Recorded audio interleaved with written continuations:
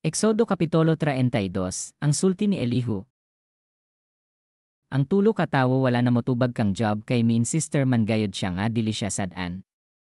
Apan si Elihu wala gayod makapugong sa iyang kasuko kay wala man mongkon si Job sa iyang sala ug ang Dios hinuon maoy iyang gibasol. Si Elihu anak ni Barasel nga kaliwat ni Boaz og sakop sa banay ni Ram. Nasuko usab siya sa tulo ka higala ni Job kay bisan tuod og gipadayag na nila nga sayop si Job wala gayod sila makatubag kang Job. Tungod kay si Elihu man ang kinamanghoran kanila, naghulat siya hangtod nga mahuman silag sulti. Apan sa dihang nakita niya nga wala makatubag kang Job ang tulo niya kahigala, nasuko siya og miingon, batan-on pa ako og kamo tigulang na. Busa nagpanuko ako pagpadayag sa akong hunahunang anha kaninyo, nakaingon ako nga kamo ang angay nga musulti, ug magpaambit sa inyong kaalam kay kamo tigulang naman, apan ang Espiritu sa Dios nga labing gamhanan, maoy muhatag sa kaalam.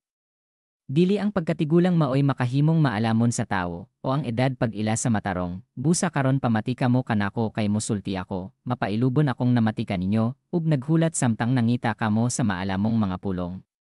Labihan kong pamati. Kaninyo apan napakyas kamo, wala kamo makapakita nga sayop ang gisulti ni Job, unsaon man nyo pag-ingon nga maalamon kamo, ang Dios maoy motubag kang Job kay napakyas man kamo, kamoy gisultihan ni Job.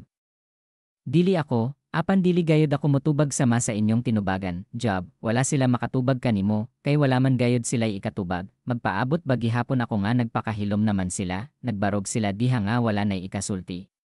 Karon ako na'y motubag, ug musulti kanimo sa akong hunahuna, dili na gayod ako makapugong pagsulti, kinahanglan musulti gayod ako, kon dili ako pasultihon, mubuto ako sama sa sudlanang panit niya puno sa bagong bino, dili na gayod ako makapugong, kinahanglan. Musulti gayod ako, wala ako'y dapigan kaninyo, dili ko kamo ulog-ulogan, dili ako mahibalong mo palapala, kay silotan gayod ako sa Dios kon buhaton ko kini.